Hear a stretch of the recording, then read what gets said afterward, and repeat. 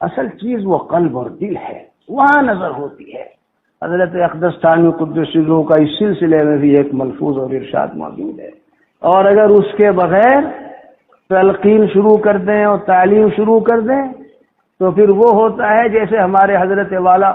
شاہ ہردوئی نور اللہ مرقدہ سنایا کرتے تھے کہ حضرت مولانا الیاس صاحب رحمۃ اللہ علیہ نے بنگلے والی مسجد میں جب کام شروع کیا تو پہلے کچھ نوجوان آنے شروع ہوئے، انہیں کچھ دین کی بات سناتے تھے، اتفاق سے 2 4 5 7 ایسے ہی ہوا کرتا ہے۔ میں تو تنہا ہی چلا تھا جانب منزل، مگر لوگ آتے ہی گئے اور کارواں بنتا گیا، اور یہی طریق نبوت بھی ہے۔ سرور دو عالم صلی اللہ علیہ وسلم تنہا تھے اور پھر تنہا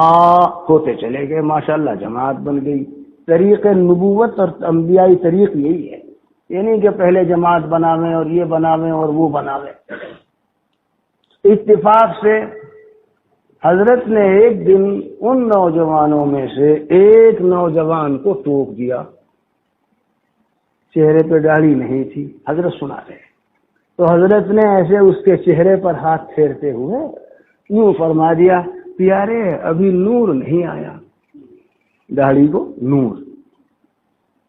اگلے دن وہ پیارا ہی نہیں آیا، سمجھ رہے ہیں؟ اگلے دن وہ،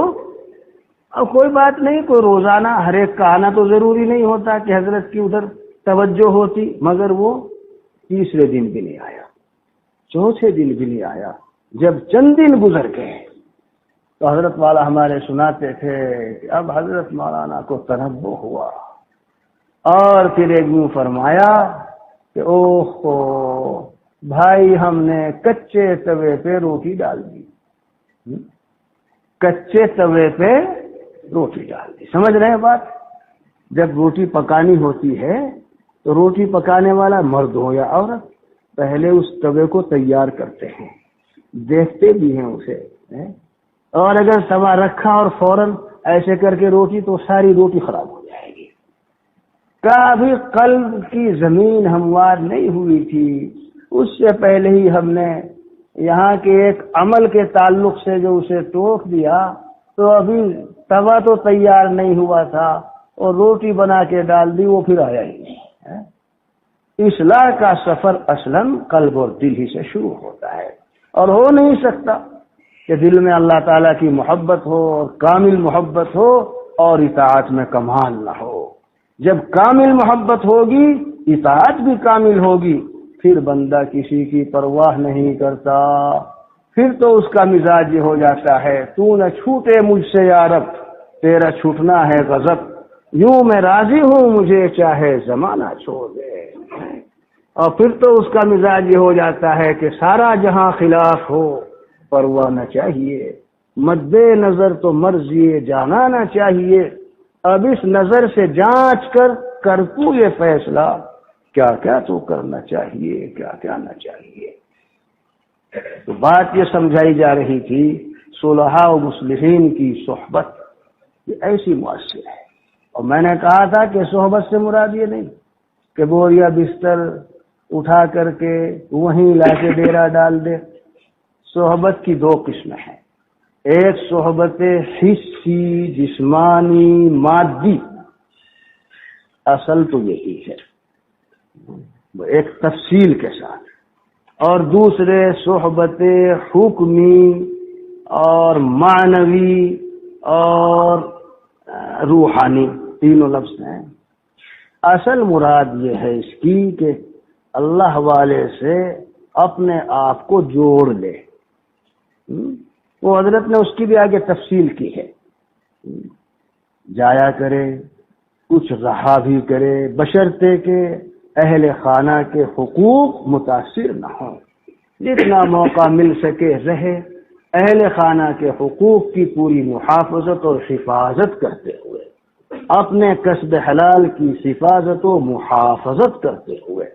یہ نہیں چاہا گیا ہے ڈیرا ڈال لے، ہمارے اکابر اور بزرگان دین اس کا بھی لحاظ و خیال اگر خاص طور سے حضرت اقدس تھانوی قدس سرہ پتہ چلتا تھا تو واپس کر دیا کرتے تھے، اس حال میں کیسے آئے تمہارا تو آنا ہی جائز نہیں ہے، جائیے۔ ہے حضرت کے ملفوظات میں۔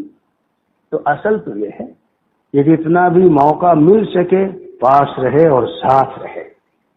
جتنا موقع مل سکے، بشرطے کہ امور شرعیہ، احکام شرعیہ متاثر نہ ہو، نہ اپنے حقوق متاثر ہوں اور نہ اپنے اہل خانہ کے حقوق متاثر ہوں۔ اب ایک آدمی 100 کلومیٹر، 200 کلومیٹر، 500 کلومیٹر، 1000 کلومیٹر کی دوری پر رہتا ہے اور کسی سے صالح اور مصلح بندے سے اپنا تعلق استوار کر لیا، یہ ضروری نہیں کہ وہاں پڑا رہے۔ ہاں، جب موقع ملے اہل خانہ کے حقوق بھی متاثر نہ ہو تو جتنا موقع ملے ان کے پاس رہے اور ساتھ رہے۔ پاس رہنے اور ساتھ رہنے سے فائدہ جلد ہوتا ہے، اس کا اثر جلد ہوتا ہے، اور قلب اور قالب میں انسان کی زندگی میں انقلاب جلد آتا ہے۔ نہیں تو پھر اپنے احوال و حالات لکھ کر اگر خط و کتابت کے ذریعے سے اطلاع دے سکے، ان سے مشورہ کرتا رہے، ان سے تدبیریں پوچھتا رہے، اس طرح دیکھیں گے انشاءاللہ العزیز تھوڑی ہی عرصے میں اور تھوڑی ہی مدت میں ایک صالح انقلاب پیدا ہو جاتا ہے۔